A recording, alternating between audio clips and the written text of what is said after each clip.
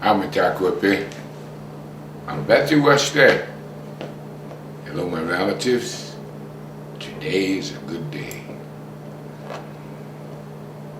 You know, last week I talked a little bit about my condition, my younger brother. I'm talking about you youth and you protesters. I grew up came of age during the 60s and the 70s. I'm very proud that I took up arms in defense of my people against the capitalists and against the communists. The capitalists in this country and the communists in Nicaragua. Because we are not part of the patriarchal, industrialized world, man. We're matrilineal. But let's get back to protests. Especially for the young people and the 99 percenters. Pretty safe to camp out for a while and maybe get maced. You know, I was in America when it was shocking to watch police brutality, like in '68 at the Democratic Convention in Chicago, when they used billy clubs to beat hippies and yippies. It was shocking to America to see policemen acting like that. Now you can't even, you know, they're Darth Vader. It's off into the future. They don't have their names on there or their badge numbers anymore, man. You cannot photograph them. You can go to jail for clicking on a tape recorder or videoing them. America's really changed. And if you youth have any sense, you'll get out of those camps and start doing some meaningful protesting. It's good. Believe me, what you've done camping out in all these occupied places, that's nice. It got the word out. The whole world knows what America's about. They always have. They've known it before you. But finally, you got the word out. And the Republicans are going ape over it. The truth has come out. Now you got to do something about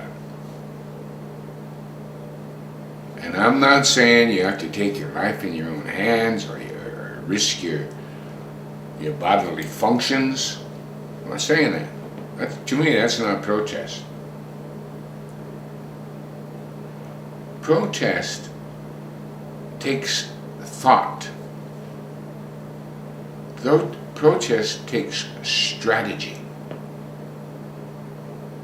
Protest takes sacrifice. Okay, you done sacrifice, but now you've got to have an end result. And it's not being a Democrat or a Republican. You've got to toss out this American system engendered by white males of property.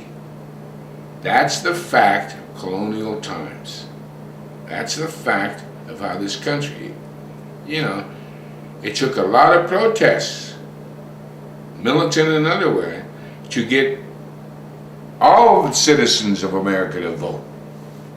Even white men without property couldn't vote in colonial America. So what we have to do is sit down and find out why. The Constitution. I don't get you Americans. I don't get you young Indian people. I don't get it because you don't recognize the problem. You have the finest document, which I've said in other commentaries, you know, it's based on Indian law.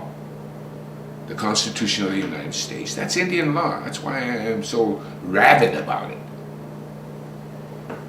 It represents about 1/3 of the Iroquois Great Law of Peace. Just 1/3. What's missing is a whole bunch of stuff. The fact, though, that it is Indian law and it's beautiful. But you got to get rid of the two-party system. You got to get representative government. It's impossible to ensure individual liberty in a two-party system. Duh! Look around. You have to have representation. Now, there's all kinds of factions in America. America is made up of a very disparate people. Look at the South. Look at New England. Look at Midwest. Look at the Southwest. Look at the West Coast. The Plains states. The industrial. The agricultural. The fishing industry. Look at all of that. And what has happened to all these industries?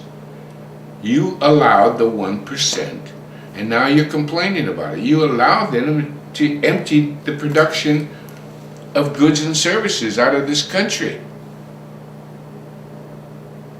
How do you expect to have a democracy if all you have is a society of convenience? Buy, buy, buy. That's not coming back. Now you're going to have to work again. You're going to have to recreate. Recreate. That's the best method of protest, is recreating your economic base, man. Based on the Constitution. It's the finest document in the world. And you're letting it slide by. You're allowing Democrats and Republicans to rule you. They're all millionaires up there in Washington, D.C. In your Congress. They're part of the 1%. Duh. But you have to have an end game. What is your end game?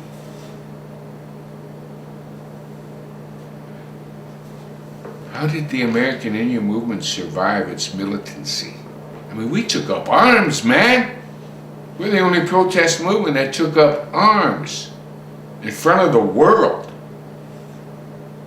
And we did it because of the Constitution of the United States of America, and we were right. None of us went to jail.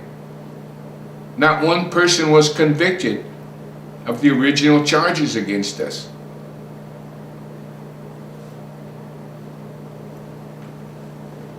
That's fact in law. So you can use that as your base in terms of reinstituting the Constitution. That's the end game. You don't have to recreate anything. I mean, you have to recreate. You don't have to bring forth anything new.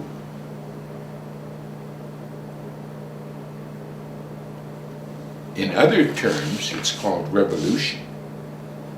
I've always believed in revolution. One revolution. One. Going back to where you started. Going back to being a free people.